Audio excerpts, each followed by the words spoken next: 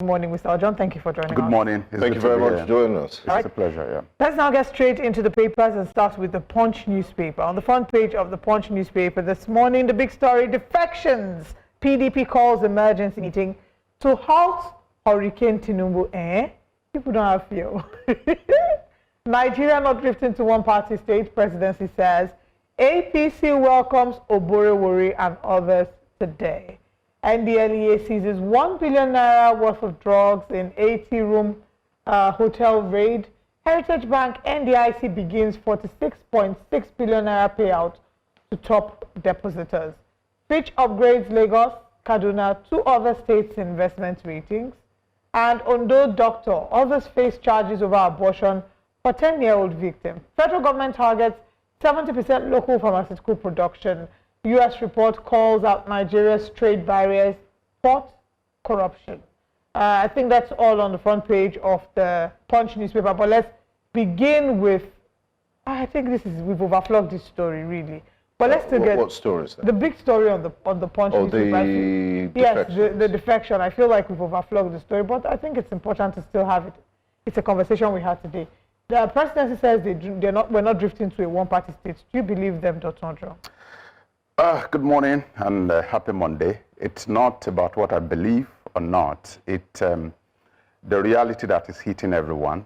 Politics is about strategy. So if your opponent fails to get their own strategy right, you can take advantage of them. For example, Tinubu would not have been the president today if PDP had got his strategy right.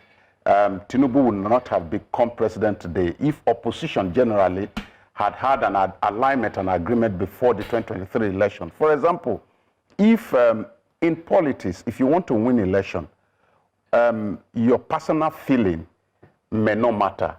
For example, you saw a governor, a sitting governor, Wike was a sitting governor, who had about 4 or 5 other people supporting him, the G5 governors.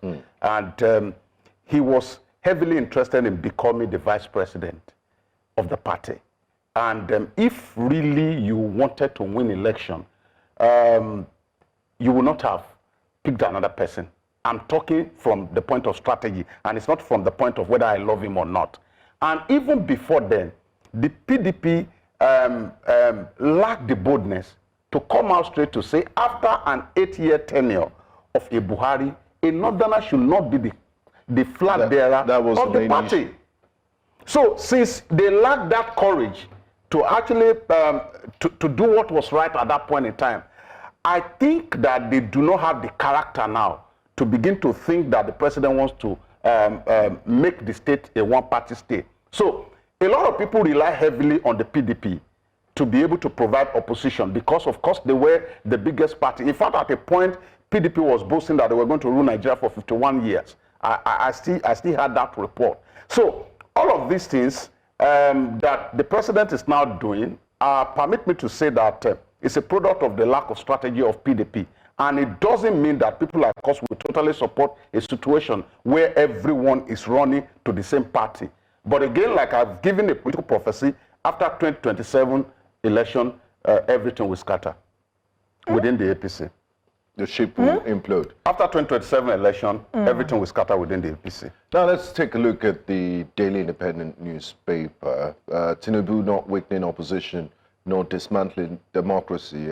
Dotun says the opposition also needs to put his house in order. Stakeholders can best support for whilst customized exams. And new EU rules, Nigeria may lose $20 billion cocoa revenue in 3 years. Experts charge FG on more concrete and consistent action. Sir, they're in the news again, but good news for Nigerian politicians is they're not suing them. They're looking overseas this time. Serap asked Zuckerberg and Meta to pay $220 million fine or face legal action. It would be nice to get details of that in the Daily Independent. NDLEA raid, Lagos hotel recovers 1.042 billion naira illicit drug consignments. Who are the people taking these drugs? Every other week, there's a major NDLEA boss. Do we have a drug problem in Nigeria?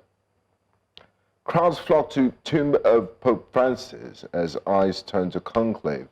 They are looking at electing a new pope next month. Fitch upgrades Lagos, 3 other states to stable, and visa restrictions to UAE cut passenger traffic on Emirates Airlines. Economy seat drops by 50%, says travel experts. Why is it that Dubai is making travel for Nigerians very difficult? What's the problem? Okay, so I believe what story is of interest here? Yeah, let's talk about the drug problem. Okay, so thank you so much for, and there's also a proposal that they want to start doing drug tests for youth couples and intending couples. And couples. Yeah, so the intention... So they will reduce domestic violence. Yeah, the intention of that really is to ensure that they are able to give proper counseling. That does not mean that if you test positive as an intended youth corps member that you will not serve, but it's to give the direction of counseling at the end of the day. If you enter the NYSC for 1 year, and if you've had history of drug abuse, they know the direction of counseling that would be. But again, as a person who is How about the aspect of intending couples? Of course, so that they can reduce. Do you think it's normal for people to be breaking their heads? But see, the distance between... There are different issues there. No, the distance between I love you and I'm going to kill you is too short for the government to just keep quiet. So it's drugs that you think is part of it? Of course, it's part of it. See, there's this story you just read now on the front page of The Punch, talking about a medical doctor going to prison because of an abuse of abortion. Do you know that story? I don't think that any normal person should have gone through, should have done what was done. A father abused the daughter, and apart from the stepfather also abused the daughter. So some of these things, sometimes you get concerned. And if you are a heavy traveler across Nigeria, when you get to hotels, just see the number of our young people that are taking drugs. Even in some cases, you even see that it is well written there that this place is, what's it called? No smoking and all of that. And you still continue to see all of this every moment. So I think it's really sad. Well, it's become so prevalent these days. Growing up, it was a rare sight. And people had that fear that, when you hear drugs. But now it's so, if you look at our pop culture, artists that have multi-million-dollar endorsements are smoking, they are doing all sorts of things. Why do we... Is it that the laws are lax, or why are we not focusing on this drug issue? We're not giving it the much needed attention. Unfortunately, I think, what's it called? I think Asha asked a question in one of our songs, that who is responsible for what we teach our children? Is it the internet or the stars on television? I think the 21st century person now, the kind of exposure he has is seeing people puff smoke on television, and it's almost becoming a culture. And these are the people that they pattern their lives after. If you go to any university, sorry to interrupt, if you go to any university hall, their TV room, or what's it called, common room, you will hardly see the station on a news station. They are watching people dancing. It's always musical. Everywhere you turn to. And football. And that's why I keep saying it. I say, one of the problems we have with governance in Nigeria is that once you get to any community where there are 20-year-olds are more interested in premiership and stars on television, 80-year-olds will continue to rule them. Because they just stay glued. They think that's the most important thing. Liverpool won the game. But the truth is that how you are governed, it has come to public discourse often that how you are governed is more important than any aspect of your life, because voting for government is like giving them the direction of your own destiny for the period that they rule over you. They are going to make policies that will affect you. They are going to make decisions that will affect you. So these are important conversations that I think we should continue to drive on television. Beyond going to school, there must be a deliberate effort to provide mentorship for people, for young people in Nigerian universities and outside of it. Very interesting. Let's also look at, another story this time. I think I'd like to go back to the Nigerian Tribune. Nigerian Tribune says 50 billion naira earned allowance. We didn't rely on money released on paper, according to ASU. This ASU issue is still back again. Remember that just last week there was jubilation. Everyone was celebrating that President Bola Tinubu had approved for the Minister of Education to go ahead and implement a 50 billion naira allowance to ensure that he solves the educational crisis, the backlog payments, and ensure that going forward, there will be no more strike. But now ASU is coming out to say that they will not rely on a mere statement that is made. They want to see alert on papers. They want to receive the alert. That is what. But hold your thoughts, Dotun. Before we go, before you answer that question, we have to go on a quick commercial break, and when we come back, Breakfast Central continues. Welcome back to Breakfast Central. We're currently reviewing the newspaper headlines, and we have with us Mr. Dotun Ojon, a public affairs analyst. Before we went on that break, Joe asked you a question about ASU. If you're a member of ASU, you should be very happy because the federal government has promised that, backlog of some monies will be released to them. And if they were planning to go on strike, I'm sure they will shelve it for now, saying that their prayers have been answered. Okay, so there are two issues, you understand. If you understand how government works, the distance between promise and reality is always very, very long. And we cite the example of the youth corps members who were promised that they were going to get the minimum wage, and they were hoping and hoping and hoping. The fact that it got delayed did not mean that the government did not intend to do it. But of course, efficiency is the question. There's always been a problem of efficiency in government and bureaucracy. And inefficiency actually runs our own kind of bureaucracy in Nigeria, where somebody will put a file on your table and the file is going to stay there for a month before somebody attends to it. So I just, the doubt that ASU is expressing is a product of their past experiences. But like I used to advocate, let's try to give a second chance. There's always a second chance. Let's give ourselves the ability to believe a second time. So I believe that the president has given the directive that he's going to follow through with it. But again, to be the president of Nigeria is always very cumbersome. Not because the president is doing a lot in terms of governance, but because the president is doing a lot in terms of politics. Usually, instead of concentrating on governance, the executive always thinks about the next election, and that always takes most of their time. But I believe that with this new directive, we've been on this since 2009, back and forth, and running into 15 years or more. So I believe that this is actually going to put a definite end, a productive end, a beneficial end to it, and also will be able to go back to classes without a fear of going on strike. Well, that's one thing for them to have that fear. Another thing for them to also worry if this would happen. But I also like us to quickly look at this particular story as well. We've talked about inflation, which happens to be a major challenge. Just this weekend, we did see the CBN governor come out to say that, of course, they're looking at a single-digit inflation. Yes, of course, to ensure that they control the inflation. Not forgetting you also had the international, arm of companies who are worried. There are people, there are investors who have invested in the Lagos-Calabar, highway road, who have put out a video and say Nigerians should be wary, other countries should be wary of investing in Nigeria. And then, of course, you have the CBN governor saying they're trying to fight inflation. You also have the case of saying more investors are coming in. What do you make of the differences in communication that we're starting to have regarding Nigeria's economy? First, it's growing, it's becoming strong. On the other aspect, you have people who have invested in it already, who are crying foul and complaining.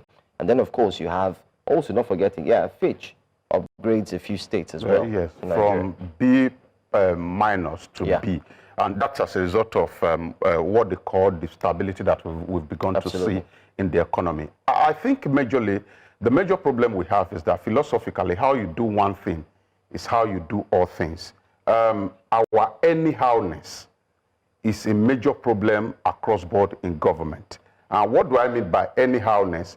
It's we just do things without a proper plan. And in times that we even have plan, you discover that some of these plans are not well thought out.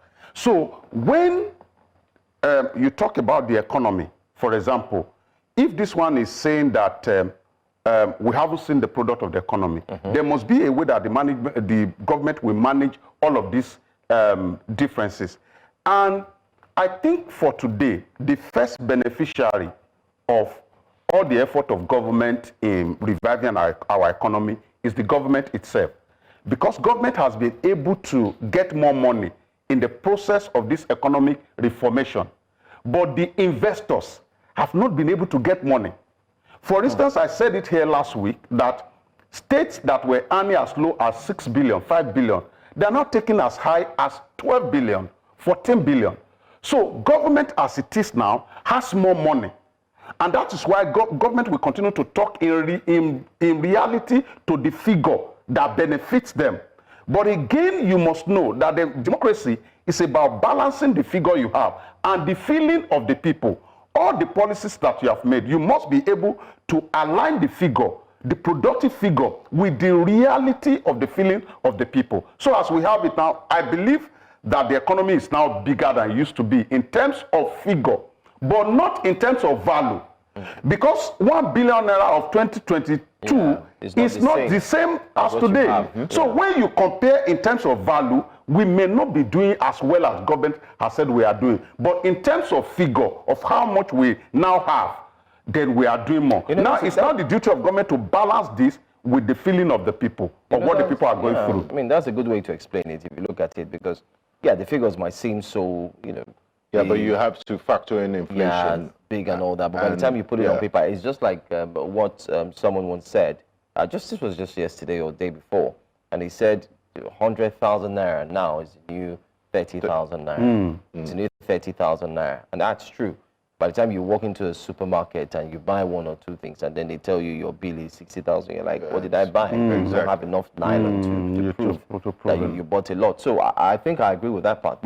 Yeah, just before we go, can we go back to the headline of the Tribune? And it's something that's been in the public discourse for a while. Tinubu's making government efforts to dismantle democratic foundations. Odin Kalu, Ojudu, and 15 others won. Is this a case there was an X yesterday on this. Yes. They spoke on X yesterday.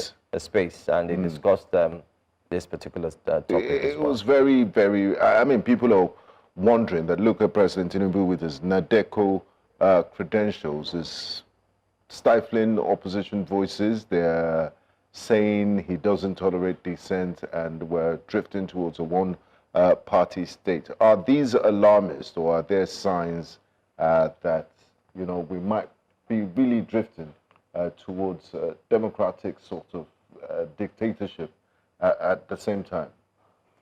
Apart from what happened in Rivers, I have not seen... I mean, the protest also. Yes, apart from the state of emergency that was declared for Rivers, in fairness, I have not seen anything that the president has done that has suggested that that he wants to actually install himself or anything. But again, we must know, and this is what I opened with, that politics is about strategy.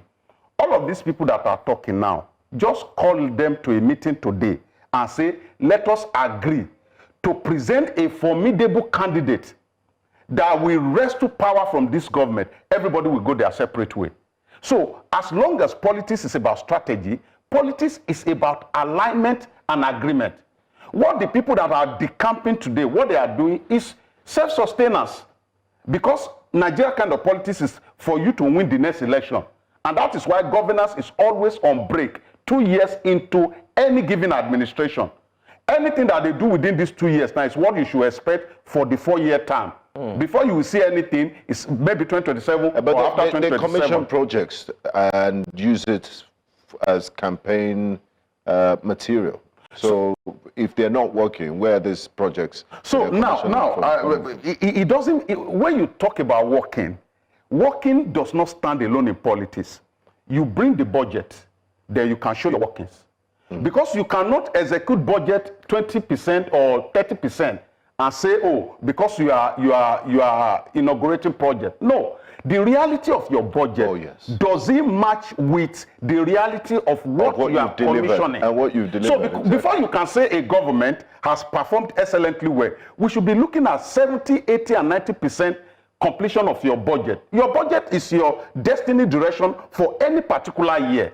So, and that's very important. And going back to this issue of the fear that people have, I was saying it the other time that PDP will have, I don't know whether, I'm not even sure whether they can do up to what APC is doing now, I don't think. But PDP will have saved a lot of people. There was not how President Tinubu would have become president if PDP had done what is right.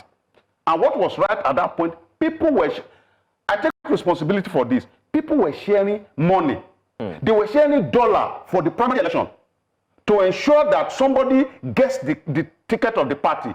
If they were selfless and they have looked away from the temptation of the dollars and they have picked the right candidate and united their party, then they will have given the APC, nobody will have gone out. See, nobody will have gone out to vote APC after President Buhari left if they had done the right thing. The economy I guess it was one man's ambition that put them in.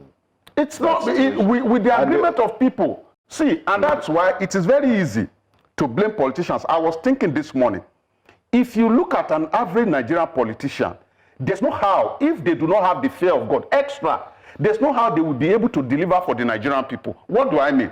There's a process of installation that is extremely faulty in Nigeria. There's no family in Nigeria today where you don't have one useless guy who goes out to collect money during election. And I'm telling you the truth. There's one, and until we get to a point where everybody, maybe you carry one big stick and you go to your family house and you say, this election, we want to, if anybody goes out to collect money, we will be the person openly. These useless people are the ones that dictate the destiny direction of everyone in the nation for additional 4 years. And there's no one, I say it again, and I take responsibility for this, who will pass through this system. Do you know how much people spend on election?